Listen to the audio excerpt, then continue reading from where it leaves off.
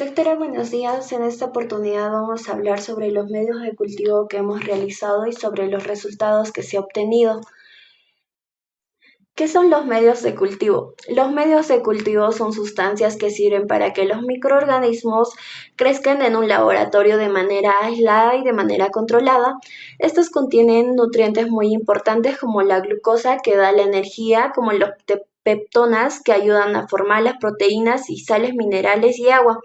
Estos están clasificados según sus consistencias.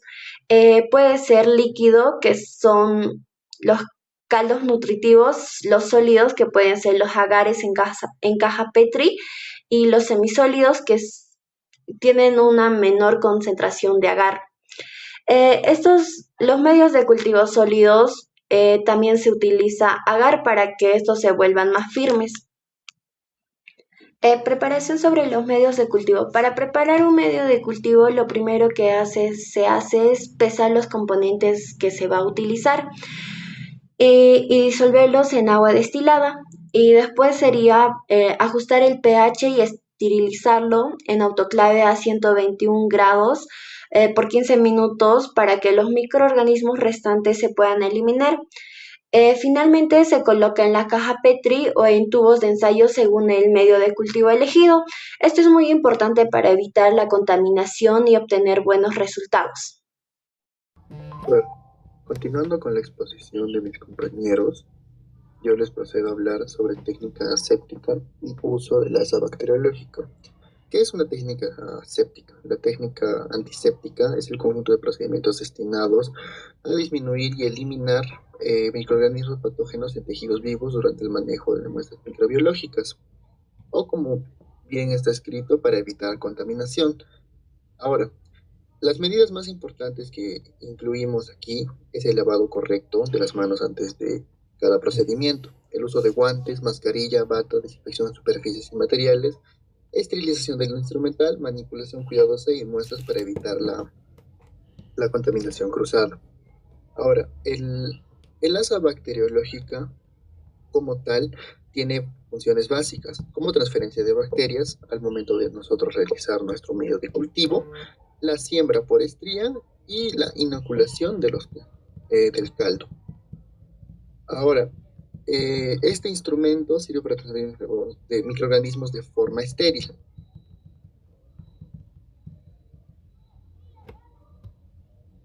Ahora, en la incubación de cultivos, tenemos que la incubación es el proceso mediante el cual los cultivos microbiológicos se mantienen a condiciones adecuadas adecuadas de temperatura, tiempo, humedad y para favorecer el crecimiento de los microorganismos, la cual tenemos una estufa de incubación en el salón de microbiología.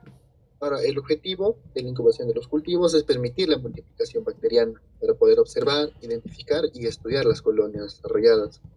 Ahora, si bien sabemos, las condiciones de incubación generalmente son de 35 grados centígrados a 37 grados centígrados para bacterias humanas, entre un tiempo de 24 a 48 horas, dependiendo del microorganismo, el ambiente. Algunas bacterias necesitan oxígeno, que son aerobias, y otras crecen mejor sin él, anaerobias. Ahora, el procedimiento básico: se inocula la muestra en el medio de cultivo, las placas se colocan invertidas para evitar la condensación, se introducen a la incubadora, tras el tiempo necesario se observan las colonias bacterianas en un microscopio. Ahora, ¿cuál es la importancia? Permite estudiar características morfológicas de las colonias y ayuda en el diagnóstico microbiológico y selección de tratamientos. Continuando con la exposición, como objetivos tenemos en primer lugar analizar el crecimiento bacteriano de cultivos microbiológicos y analizar también la observación de colonias con el fin de comprender su comportamiento y características. Y como objetivos específicos tenemos identificar y describir de manera detallada las características morfológicas de las colonias bacterianas y relacionar la morfología observada con posibles géneros bacterianos, estableciendo inferencias basadas en criterios microbiológicos. Ahora bien, ya adentrándonos en lo que sería el desarrollo de la práctica, en primer lugar lo que realizamos fue la toma de muestra, que, bueno, le hicimos de diferentes fuentes, ¿verdad? Pero incluyendo la cavidad oral. Una vez ya tomadas las muestras respectivas, realizamos la siembra en los diferentes medios de cultivo. En primer lugar, en el cultivo en la caja Petri y también en el caldo de cultivo.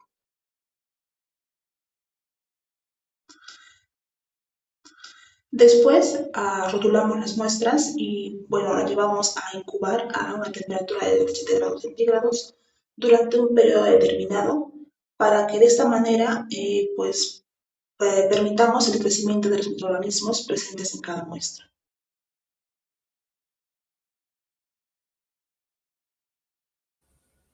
Bueno, continuando con el procedimiento, vamos a hablar sobre los pasos para una correcta tinción Gram y lo que vamos a realizar va a ser colocar una gota de agua destilada en el portaobjetos con el asa bacteriológica. De ahí vamos a proceder a recoger una gota de muestra o un pequeño raspado de las colonias con la asa bacteriológica y lo vamos a colocar encima de la gota que ya pusimos en el portaobjetos. De ahí vamos a agarrar las rejillas y lo colocaremos en la zona de rejillas o en este caso lo colocamos en el lavatorio para que discurra el agua. De ahí colocamos primeramente el colorante primario que viene siendo la violeta genciana. Posteriormente hay que dejarlo y esperar entre 1 a 3 minutos y retirar el exceso suavemente, sin botar todo el líquido o el colorante. De ahí se tiene que enjuagar suavemente también con agua corriente y retirar el exceso. Este proceso de retirar el exceso, enjuagar y volver a retirar, se va a repetir constantemente en cada uno de los procesos que vamos a realizar. Consecutivamente vamos a hablar sobre el Lugol, que viene siendo el mordiente, y en este caso vamos a esperar entre 30 segundos a un minuto. Procedemos a realizar el retiro enjuague y de ahí vamos a poner el decolorante que viene siendo el alcohol 92 o en este caso alcohol acetona. Y vamos a poder esperar 30 segundos a un minuto. Volvemos a realizar los pasos de retiro, enjuague y retiro y vamos a colocar la fucsina. La fucsina tiene que esperar entre 1 a 3 minutos y se vuelve a enjuagar con agua corriente, se vuelve a retirar y se vuelve a enjuagar. A un análisis microbiológico, lo primero que vamos a evaluar fue la reacción a la tinción. Al observar la muestra bajo el microscopio, se destaca de un aumento de una coloración violeta muy intensa. Esto nos confirma que estamos bajo la presencia de gram positivos. Desde el punto de vista bioquímico, esto ocurre porque las bacterias poseen una pared celular gruesa compuesta de peptidoglicano. Esta estructura es la que se encarga de atrapar el complejo cristal violeta Lugol, permitiendo que la bacteria resista la decoloración por alcohol acetona que se aplica en el laboratorio. Si analizamos su morfología celular, podemos ver que se trata de células esféricas, a lo que técnicamente clasificaremos como cocos. Y ya para concluir en este análisis, la característica más notable, lo que encontramos en su agrupación, como pueden observar en la imagen, son cocos que están dispuestos en cadenas muy largas y algunas bastante extensas y sinuosas. Continuando con lo de mi compañero, yo les hablaré sobre la identificación y el diagnóstico diferencial de la doctora. Género probable, continuando con el análisis, la disposición de cadenas Streptococcus nos aleja del género Staphylococcus, que se divide en múltiples planos formando racimos. Por lo tanto, la morfología y agrupación sugiere fuertemente el género Streptococcus. Pruebas de laboratorio. Para confirmar esta sospecha, el siguiente paso en el laboratorio sería realizar la prueba de catalasa. Los Streptococcus son catalasa negativos.